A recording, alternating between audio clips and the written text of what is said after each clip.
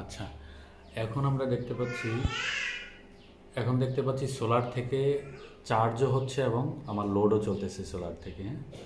Solar থেকে charge হচ্ছে, দেন load চলতেছে। এসি ইনপুট হচ্ছে 240, এটা হচ্ছে আপনার আমার এসি দেওয়া রয়েছে। বাট আমি যখন এখানে পিবিটা দেখাচ্ছি, পিবি 44 ভোল্ট 7 ফটো ভোল্টেজ, মানে আমার সোলার থেকে এখন নিচ্ছে হচ্ছে 44 ভোল্ট 7.8 এম্পিয়ার। 7.8 এম্পিয়ার আমি এটাতে প্রায়োরিটি সেট করে রেখেছি যে সোলার থেকেই শুধু চার্জ হবে এবং লোডগুলা সোলার থেকেই চলবে। শুধু সোলার থেকে আপনার চার্জও হবে, সোলার থেকে লোডগুলোও চলবে। যখন সোলার থেকে পর্যাপ্ত পরিমাণ বিদ্যুৎ সে না পাবে, তখন সোলার থেকে যখন পর্যাপ্ত পরিমাণ বিদ্যুৎ না পায়, তখন গ্রিড থেকে লোড চলবে। গ্রিড থেকে লোড চলবে এবং গ্রিড থেকে চার্জ নেবে। সোলার প্রায়োরিটি দেওয়া রয়েছে এখানে, যেমন আমি দেখাচ্ছি।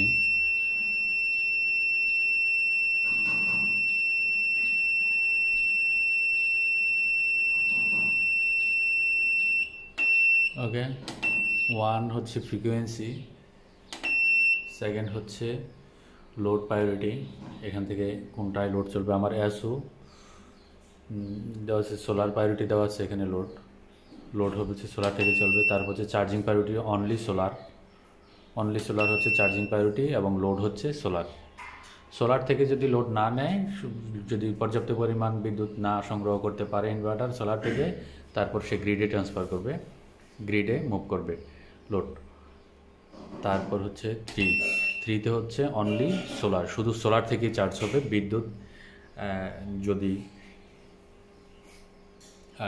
থাকেও, তারপরও সে সোলার থেকে চার্জ দেবে, এতে করে আমার বিদ্যুৎ সাশ্রয় হবে। আদারওয়াইজ আমি যদি চার্জিং সিস্টেমটাকে যদি শুধু বিদ্যুতেই দিয়ে রাখি অথবা সোলার এবং বিদ্যুৎ দিয়ে রাখি এরকম, তখন কিন্তু আমার এটা বিদ্যুৎ সাশ্রয় হবে না। তো আমি এখানে দেখতে পাচ্ছি যে আমার এখান থেকে সোলার থেকেই লোড লোড যাচ্ছে এবং চার্জও হচ্ছে। চার্জ কতটুকু হচ্ছে আমরা সেটা দেখবো এখন।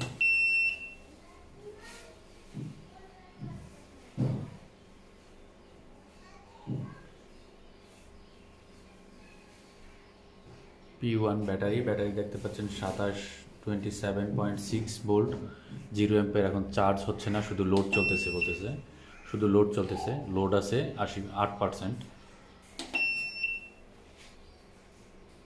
8 অ্যাম্পিয়ার, প্রায় 7.98 অ্যাম্পিয়ার এমন নিচ্ছে বিদ্যুৎ। আর এটা হচ্ছে এখন লোড এবং সোলার।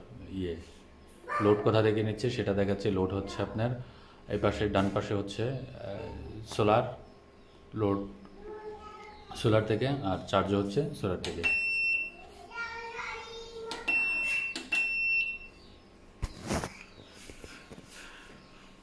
বাকিটা আমরা সেট আপ করার পর দেখাচ্ছি।